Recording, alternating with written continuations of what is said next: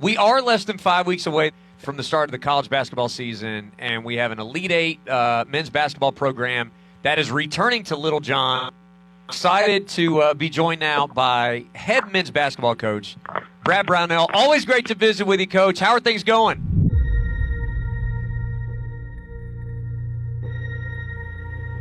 Yeah, I think there's a lot of excitement. A lot of new pieces, so probably going a little slower than the last couple of years, just in terms of it takes a lot more time to teach and kind of implement our system, get guys comfortable, but enthusiastic group, very excited group to get started, and fun group to coach. Sooner or later, God will cut you down. You have a team now that did go to the Elite Eight. How do you create urgency out of plenty, let's say, when last year was urgency out of want? Certainly Clemson, we've been respected. We've been respected as a program, what Coach Burnell has done, especially since the new facilities. But now we're an Elite Eight program. We're the hunted. It'll be a little different feel from the other team, and it's different when you're the hunted. And I don't know how. I think we'll handle it well, but if we don't, Coach will find the solution to handling it better. Hey, inside dribble now. Start having success. Success is then expected to continue. And I think that's something that this team's going to embrace. Right today, y'all boys. Team on three, 1, 2, 3. A lot of people hear Clemson grit and they don't really know what the meaning behind it is. And I think that is the epitome of what Brad Brownell basketball is. It's doing whatever you can to find a way to win. But you guys are in charge of your own mindset. You got to have a great mindset every day. Hold it. I mean, we are in a novel time in terms of Clemson basketball history. There is pressure, but there wouldn't be pressure if you weren't any good. Clemson pulls off the upset. It would be unbelievable. The John should be rocking tonight, man. It should be rocking. It's true team basketball, and I think our guys enjoy playing that way.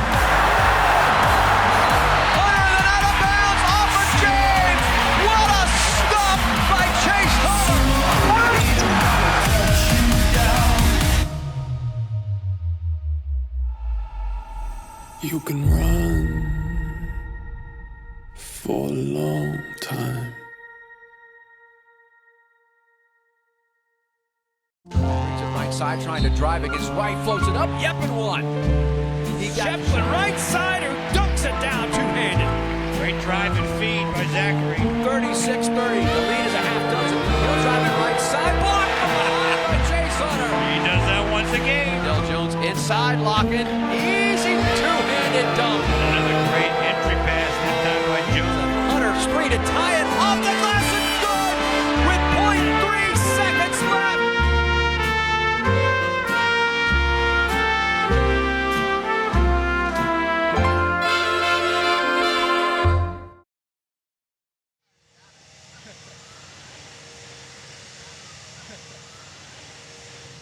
Are you Caitlin?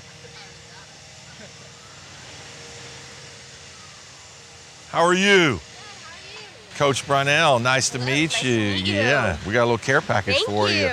Yeah, come on in. We're going to give you a ride right here. Come on in here. Sit down right here. We're sorry we didn't get you at your spot. We kind of weren't sure how to get all the way over to. We tried. That's okay. There's lots of construction. That's right. Hey, Joe, I'll throw something at you real quick. Okay, here we go. Perfect. So I got a couple guys texting me from the Ian Shefflin fan club. Yeah, I know. I got some plugs now, so I think I'm going to hop on the team this year. I'm feeling good people there. So he was actually the one that did reach out to me. He was like, hey, dude, we need you. Need a defensive presence is what he said. I was like, defensive presence. Tell Jacob he needs another body. I got you. I love it. What's some more shots, man? Come on. What are you talking about? I love it, though. That's cool. Have you been to like Clemson games? Have you been to athletic events, or you just watch them on TV? I've watched them, but I haven't been to them. Okay. Well, you're gonna. I was all in March Madness, though. Oh, atta girl. I watched every game. Wild, wasn't it? It's fun. We don't crank up until, I think our first exhibition, like October 30th, and then games start next week in November, so When it gets to November, that's when you got to think about Little John. You know, Clemson basketball has got a lot of great and rich history.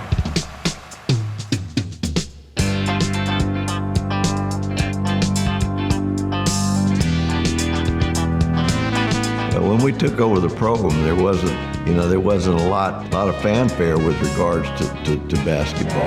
Make sure that we get after them now. You know the characteristics. That's the big key. All right, let's go. So I wanted to build it into something that it had not done and been a part of. And, we were fortunate enough to have success and do some things that hadn't been done here before.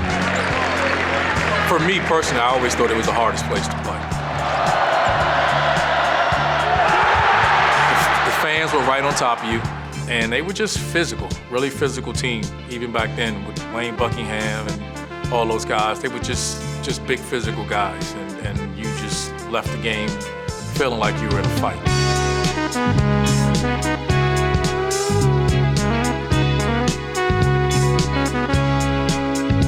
It was Horace Grant, Grayson Marshall, and Chris Michael. Those guys. Those guys were such a major part. To the bucket. I was telling everybody all along that we was #1 from the start of the year. It really feels great to be on top of the ACC right now. They've done it!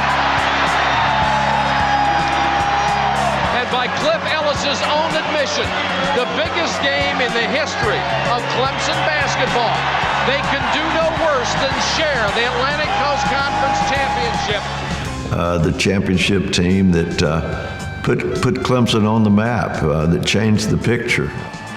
Clemson goes to 23-5, 10-3 in the ACC. Clemson's had some triumphant highs. It was a program that was looking for somebody to break through in the postseason and take them to the next level. With Oliver Purnell under his tutelage, he was a guy that was consistently making the NCAA tournament, but kind of left a little bit of hunger for a deeper NCAA tournament run. And Brad Brownell was brought in to do that. I think Brad Brownell's story as a coach is what it's all about. You have a passion for the game, and when you watch his teams play, you see the passion on full display. It became very evident how much I felt like I fit the Clemson family. Clemson basketball to me is Brad Brownell. All right. Tough, gritty, incredibly prepared, ready for the next challenge. Every coach talks about their culture. Here we talk about a culture of commitment, being committed to one another in order to be successful, but also you committing to your journey. My forever enduring memory of Brad Brownell is his waving of the arm to get his team down the floor. Let's go. Gets up off the bench. Let's go. They get a rebound at the end. Let's go. And it's not that he wants his team to play fast as necessarily as he wants them invested in the passion that he has to coach. And I think that, in all honesty, that's kind of the core of him. He happens to be passionate about the sport they're playing. And when he gets his team to be invested to that same level, they're going to win.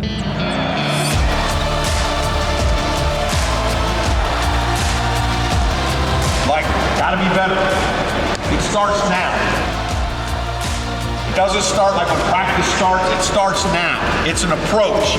Like you gotta take some of that and then impose your will on the damn game. He's established the identity of what he wants Clemson's basketball to look like, and I think it's been as stable over the last couple of years as any of those programs. I think he's obviously been underappreciated nationally. I think everybody in the league knows what type of coach he is. Be a great teammate today. Somebody makes you a good pass, give him a point. Somebody falls down, everybody run up, pick him up. We have a free throw, everybody get huddled up. All right, energy, juice, be together, be good teammates. Hey, I told you. I told you right here. One more foul, 21. One more foul, 1-1. Do you think the run last year put more pressure on the program this year?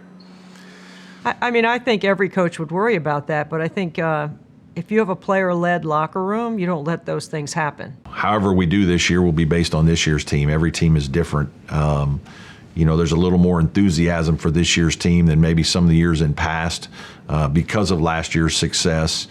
but we have to start from ground zero. We don't have P.J. Hall, Joe Girard, Jack Clark, some other players.